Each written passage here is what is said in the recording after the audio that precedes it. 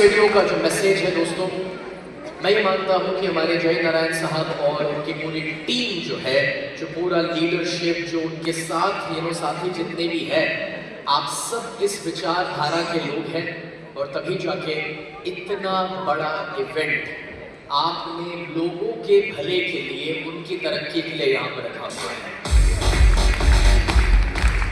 दोस्तों, आप इस प्रोग्राम में जिस भी रूप से आए, मुझे नहीं पता आपने कोई टिकट खरीदा है या जैसे भी आप आए हैं, मगर नॉर्मली मेरे एक प्रोग्राम के लिए कोई 2 घंटे भी मुझे सुनना चाहता है तो एवरेज 20 से 25 हज़ार रुपये की टिकट होती है जो वो खरीद कर आते हैं मेरे सामने। अब आप सोच लो आज आपको कितना सस्ता पड़ा है।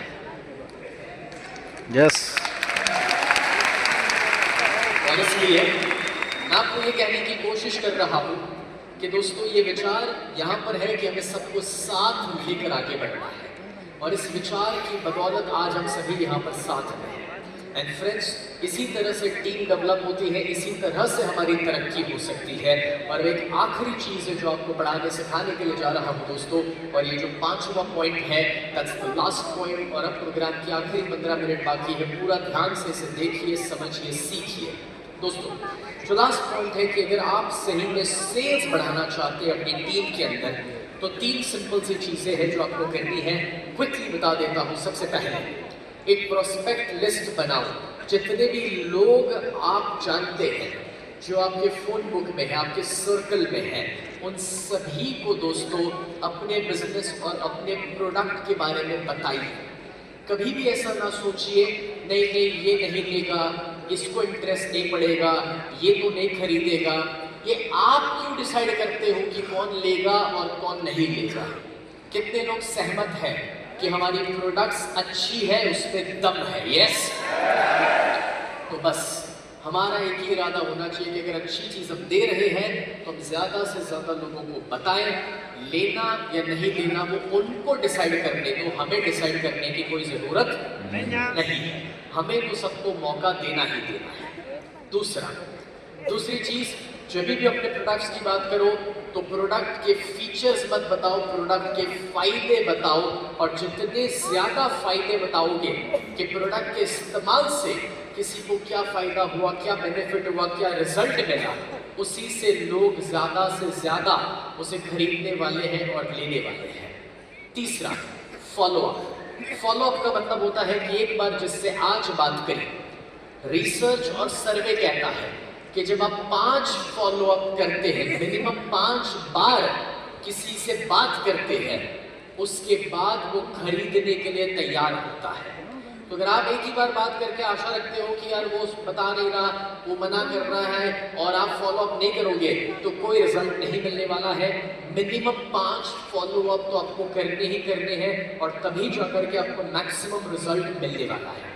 चौथा, और वो है be the product of your product. इसका मतलब हुआ कि आप जो पहनते हैं, आप जो खाते हैं, आपके घर पे जो इस्तेमाल होता है, वो सब कुछ किस कंपनी का होना चाहिए? आपको खुद एक एग्जाम्पल और रोल मॉडल बनना पड़ेगा। आप जो यहाँ सीख भी रहे हैं, वो जीवन पहले आपको जीना पड़ेगा, फिर आगे सिखाना है। ये ऐसी बात हो गई कि हम किसी को कहने के लिए जाए कि यार RCM की अच्छी प्रोडक्ट है, इससे तो फिट हो जाएगा, हेल्दी हो जाएगा, तेरा पेट कम हो जाएगा। लेकिन ये बोलने से पहले अपना पेट भी देखना पड़ता है ना। तो कहने का मेरा मतलब ये है कि जब आप खुद एक एग्जाम्पल बनेंगे, जब लोग आपको देखकर प्रेरित होंगे, इंस्पायर होंगे, तो ऑटोमेटिकली वो आपके प्रोडक्ट और आपके बिजनेस के साथ जुड़ना भी पसंद करेंगे। And that's what you have to focus on, and that is maximum level पर आप ज़्यादा से ज़्यादा प्रोडक्ट यूज़ कीजिए, अपने परिवार को यूज़ करवाइए और अपने फ़ायदे शेयर कीजिए। वो लोग देखकर ही अपने आप लेना शुरू करेंगे। और आखिरी पॉइंट, 5वां, इन्वॉल्व योर फैमिली। यहाँ पर जितने सारे लोग मुझे फूल देने के लिए स्टेज पर आए थे शुरुआत में, जब मैंने प्रोग्राम शुरू किया, 80 to 90% अकेले नहीं थे, फैमिली के साथ आ रहे थे। इससे क्या सीखने को मिलता है? अगर कुछ बड़ा करना है, कुछ अचीवर बनना है, तो किसको इन्वॉल्व करना पड़ता है? फैमिली को इन्वॉल्व करना पड़ता है। फैमिली का मतलब पिताजी भी हो सकते हैं, माताजी भी हो सकती है, भाई और बहन भी हो सकते हैं, बच्चे भी हो सकते हैं, बीवी भी हो सकती है। तो परिवार को इन्वॉल्व करो, और परिवार को इन्वॉल्व करते समय अगर यहाँ पर कोई ऐसे हमारे भाई हैं जिन भाइयों को ये लगता है कि हमारी घर की बहनें काम करें तो ठीक नहीं है, हमारी घर की बहनें बाहर निकले तो ठीक नहीं है, अगर ऐसा किसी के भी मन में है तो मैं आपको कुछ दिखाना चाहता हूँ।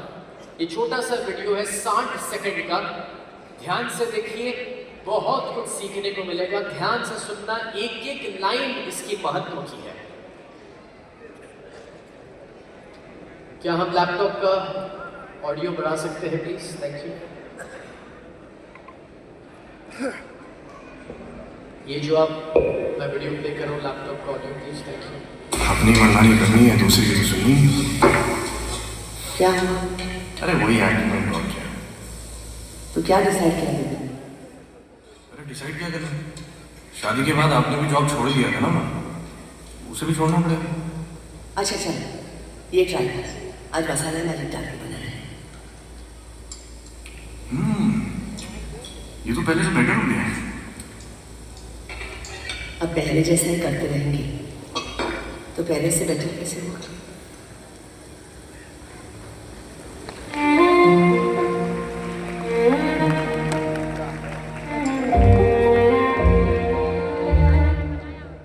मैं इसको एक और बार प्ले करता हूँ, थोड़ा ध्यान से देखो दोस्तों, एक एक शब्द इंपॉर्टेंट है। दूसरी बार प्ले कर रहा हूँ, कोई वजह है दूसरी बार प्ले करने की।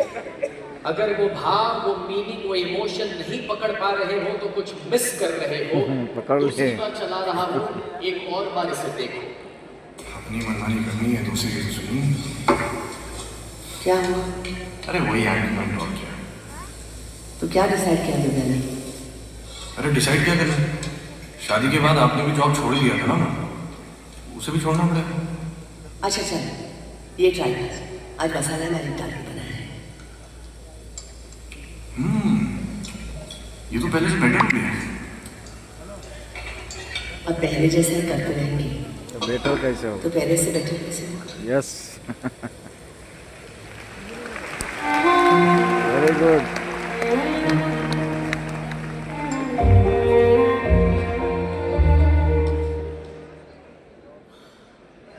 दोस्तों,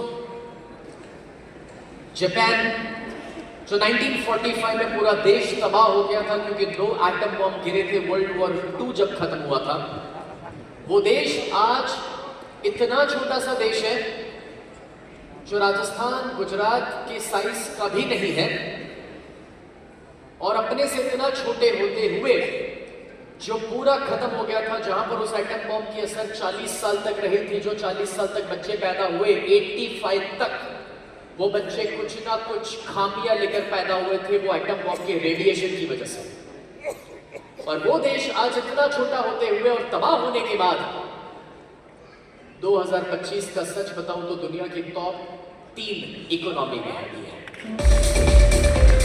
टॉप 3 इकोनॉमी में है, और अभी भारत देश उससे इकोनॉमी में थोड़ा सा पीछे है। और उसके पीछे की सबसे बड़ी वजह, जापान में ज्यादा से ज्यादा एंटरप्रेन्योर्स है, माने खुद का काम करने वाले लोग, बिजनेस करने वाले लोग, इंडिपेंडेंट काम करने वाले लोग, और उससे भी बड़ी वजह वहां के पॉपुलेशन में 50% विमेन यानी कि 50% औरतें कुछ ना कुछ काम करती है जो देश की जीडीपी को बढ़ा रही है। और इसलिए अगर हम कहते हैं कि बेटी बचाओ बेटी, तो दोस्तों सिर्फ रोटियां बनवाने के लिए और वो रोटियां गोल बने उसके लिए इंजीनियरिंग कराने का कोई मतलब नहीं है।